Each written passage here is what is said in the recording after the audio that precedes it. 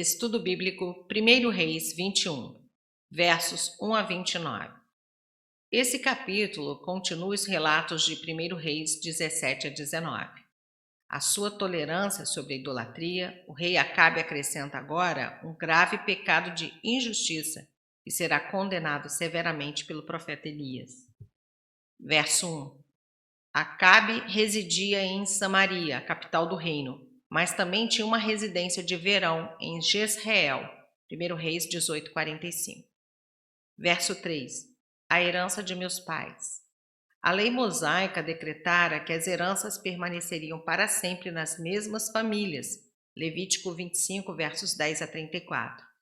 O único tipo de negócio viável seria o de arrendamento, porque era um patrimônio familiar. Números 27, versos 7 a 11, 36, versos 1 a 12, Deuteronômio 19, 14, Rute 4, versos 1 a 11 e Jeremias 32, versos 6 a 9. Verso 4.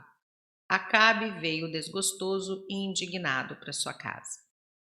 Essa indignação se dá pelo fato de que o rei sabia que a legislação e os costumes ancestrais de Israel estavam a favor de Nabote. Mas sua esposa, que não tinha escrúpulos e não reconhecia nenhuma lei, o fez atuar como um déspota que se atribui um poder absoluto sobre a pessoa e as propriedades dos seus súditos. Versos 5 a 7. Verso 7. Governas tu? O velho apelo ao despotismo oriental, no qual Davi caíra uma única vez, segundo Samuel 11, versos 1 a 27, e que lhe custara várias tragédias na família real e no governo, causando-lhe a perda de toda a autoridade moral sobre os filhos e sobre o seu general Joabe. Jezabel não via problemas no assunto, era só eliminar a Nabote, ainda que não seria justo fazê-lo. Versos 8 a 14. Verso 9. Apregoai um jejum.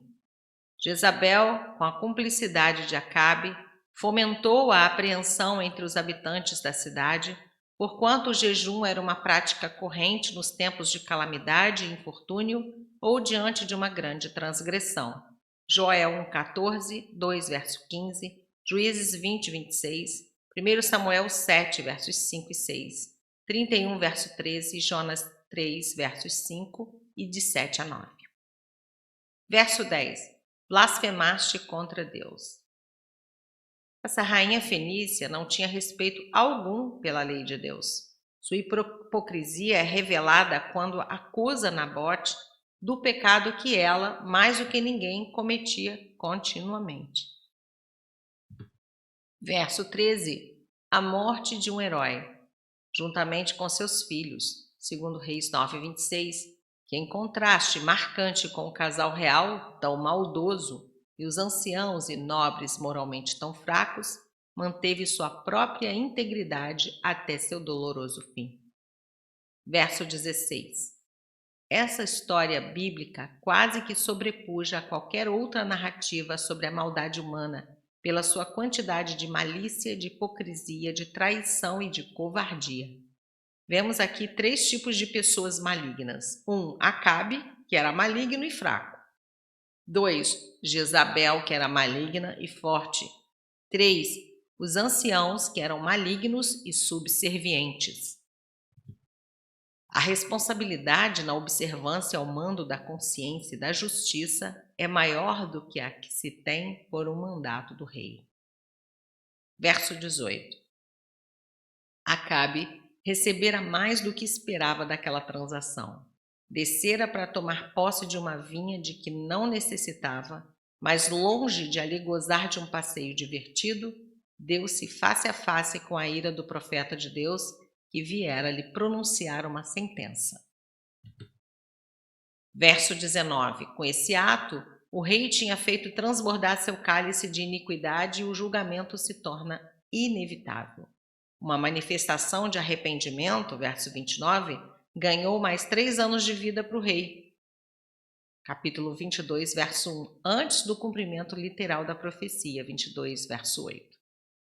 Os cães, na antiguidade, eram animais vagabundos que se alimentavam com desperdícios e cadáveres e é por isso que a Bíblia os considera impuros. Era um grave insulto chamar um ser humano de cão, e não existia maneira pior de condenar uma pessoa do que dizendo-lhe que esta seria comida pelos cães. Esta maldição cumpriu-se em 1 Reis 22, 38 e 2 Reis 9, versos 25 e 26. Verso 20. Já te vendeste. Acabe, longe de ganhar uma vinha, tinha vendido sua própria alma, seu futuro e sua vida. Marcos 8, 36. Verso 23. A lei eterna das consequências do pecado se acha em Gálatas 6, versos 7 e 8. O seu cumprimento inconteste se lê em 2 Reis 9, versos 30 a 37. Versos 27 e 29. A reação de Acabe continha mais medo do que arrependimento duradouro. Talvez o mesmo medo que o tornara um instrumento nas mãos perversas de Jezabel, visto não possuir a hombridade de resistir à sua influência pecaminosa. Talvez um casamento com uma mulher virtuosa tivesse sido a sua salvação.